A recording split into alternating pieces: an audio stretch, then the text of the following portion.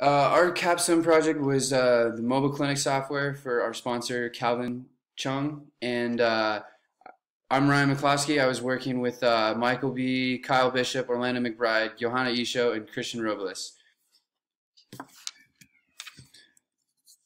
So the overall goal of this project was to do what Uber did for taxis for the currently very inefficient waiting times that are associated with going to see your primary care provider. The goal was to help patients get some of these fixed remotely where a trip to the doctor was not necessary. And yeah, so it was just to streamline the whole process. And yeah, so the motivation behind this project I already touched on. The average wait time right now to see a primary care provider is almost 20 minutes, and scheduling issues can create unnecessary patient visits, or it could be a common cold or something that really did not need a doctor to inspect. And so the solution was to provide the users with a way that they could chat with doctors and other clinic personnel without actually going into the clinic. And so there was a real-time chat as well as a video chat to connect these patients with their doctors.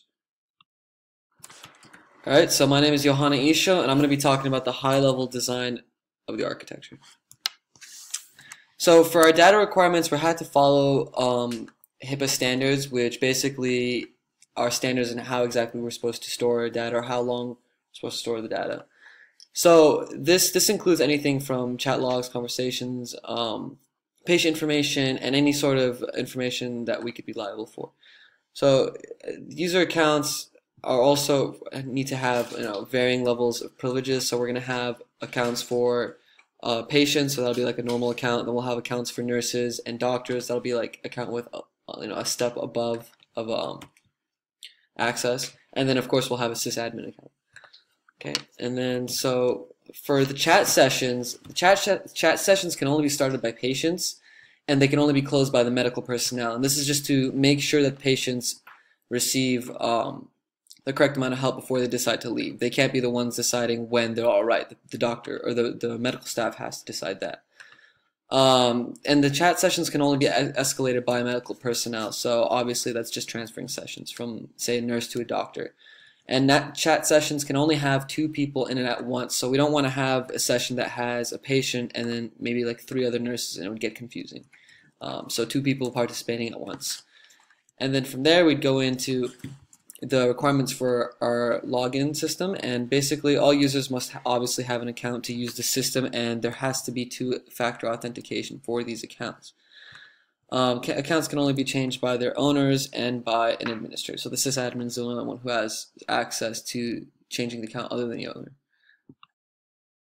Hi, I'm Orlando McBride, and I'll be going over tools and technology. So for our project, we decided to use GitHub for version control, and for the back end, we decided to use Microsoft Visual Studio as the IDE for the database. The entity framework on top of AIDO.NET is what we use to build our database easily, and ASP.NET identity roles was used for user roles on user accounts in the user account database. We used Postman to test this API, and then for the front end, we used Xamarin Studio to create the iOS app. By using Xamarin Studio, we are able to easily create an Android and Windows Phone application for future users, and we developed the desktop application using React.js, and the React.js was used to create a browser application that the nurses and doctors will then be able to pull up on their work computers. My name is Kyle Bishop, and I'll be talking about the decisions we made during the course of the project. The front end had to choose between React and Angular.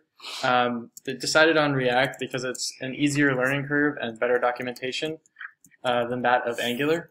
Our sponsor Calvin decided that we should use Xamarin so that we could work on one application for the application logic layer, and we use that same set of code to share between all 3 of the front ends, so the iOS, the Android, and the Windows. And it would basically it just serves as the base code, and then we use the separate functions for each of the different OSs to give it that special look and feel. The other thing is backend had a lot of decisions made for us by our sponsor Calvin as well, such as using Entity Framework and ADO.NET for our databases. He decided on those because Entity Framework allows us to do either code first or database first, and we used code first for the first database, and we were supposed to use Entity first, or we were supposed to use a database first for the second database, but we did not get to it. The first database is the user accounts database, and using Entity Framework allowed us to basically build the database extremely quickly. We chose to use Google Mail for our two-factor authentication mail server. Of course, that also we did not get to use. And then we used Postman for our API tests with Calvin's recommendation.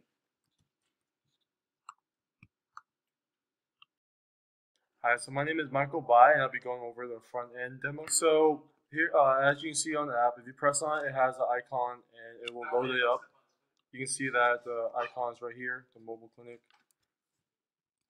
For the login page, there's the username and password text field. If you enter it without anything, it returns a blank. And if you have the incorrect name and password, it will let you know. Like that. And if you press sign up, you can sign up for the account creation. So I'm going to do John, no middle name, Doe, email, jd@yahoo.com, password A. For the sign up screen, it will check for all the right format and if you have any empty fields.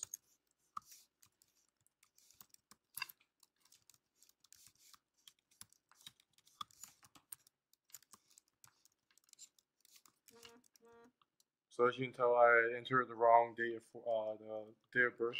That has to be something valid. So logging into the account. As you can see, when you first log in, you have 3 buttons: Start Chat, Profile, and Log Out. If you go to Profile, you can change anything on the account information, so like even the email. So change the email to john@yahoo.com, confirm the password, boom. With this, you can, if I try signing in with the previous one, it won't work because it's not a valid account anymore. So now I have to do john@yahoo. Then if you do start chat,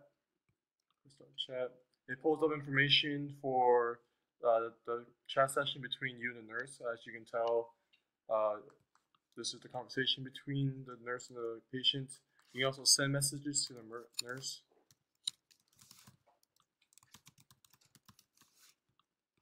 And then if you press this button up here, it will send you back to the main menu page, and you press start chat. All the information is still recorded. And then you press log out, and that's it. Hi, my name is Christian Robles, and I'm going to do a quick demo of some of the features on the back end.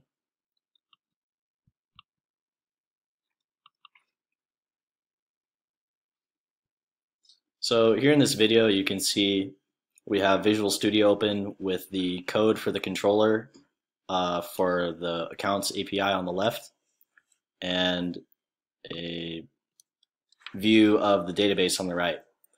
So on the right, you can see there's currently one record in the database, an account named Calvin Chang.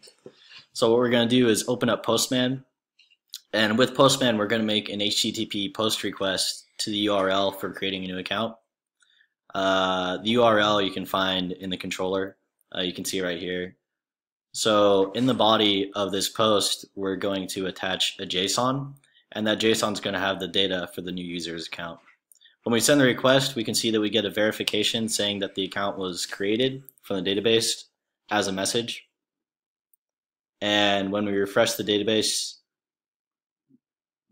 here we can see that the new user, Jane Doe, was successfully added.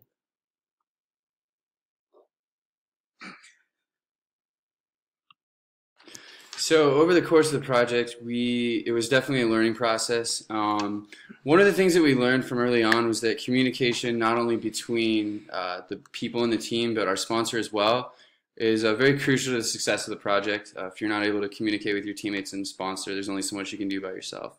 Also, we made extensive use of Slack for communicating, but it was also a way of accountability to show that we've been doing our work and necessary research and whatnot.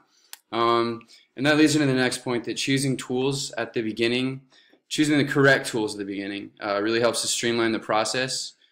And it proved to be worth the time we spent researching the tools. For example, Xamarin saved us plenty of time, so we could deploy across multiple operating systems. Also, we learned that planning should allow for delays and roadblocks and for unexpected things to occur. And so it's good to add a little bit of a buffer of time to some of the milestones.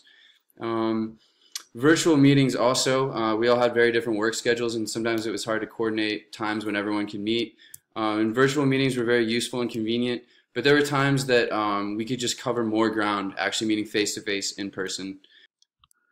And finally, we just wanted to thank our sponsor, Calvin, for always being there for us when we needed to communicate, and just really teaching us a lot about the industry that we're going to be going into. So thank you, Calvin.